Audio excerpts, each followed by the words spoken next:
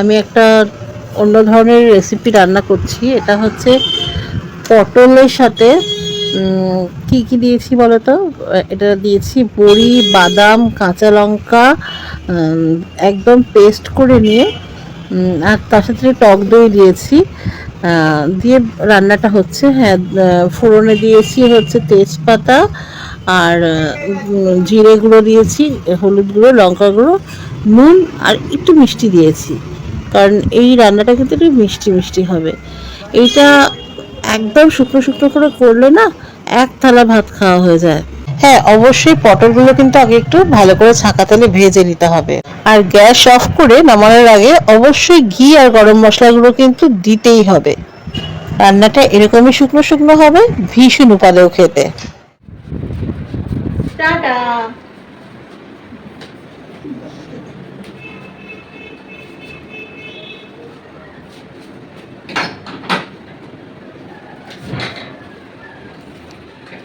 বেরিয়েছি একটু কাজ নিয়ে, তো এখন আর খুব একটা রিক্সা অটো চড়ি না, একটু হাঁটার চেষ্টা করি।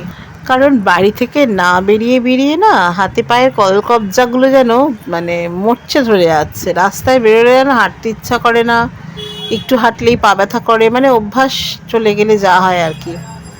তো সেই জন্য ভাবলাম যে হেঁটে হেঁটেই আজকে যাব। তো যাই হোক, বাড়ি থেকে বেরিয়ে পড়েছি। আর যেতে যেতে পথের ধারে একটি সুন্দর ফুল, অতি সাধারণ কিন্তু সব মহিমায় কেমন অসাধারণ হয়ে আছে দেখো। যেমন সুন্দর ফুটে আছে চারপাশটা একদম আলো করে। অদ্ভুত ব্যাপার, ওর আশেপাশে কিন্তু আর একটা ফুল দেখলাম না।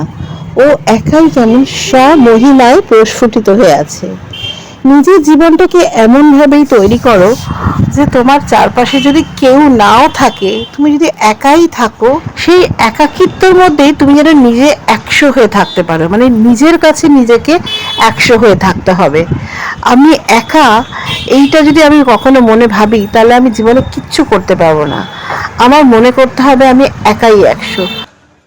আর সত্যি কথা বলতে কি, তুমি নিজেকে যতটা সময় দেবে ততটাই নিজের গভীরে যেতে পারবে। আর নিজের গভীরে যত বেশি যেতে পারবে তত বেশি করে তুমি নিজেকে চিনতে পারবে। আর কি হবে বলো তো, চারপাশে টক্সিক পিপল ভর্তি। দু একজন মানুষ থাকুক, ভালো মানুষ থাকুক, যারা চারপাশে আলো করে থাকবে।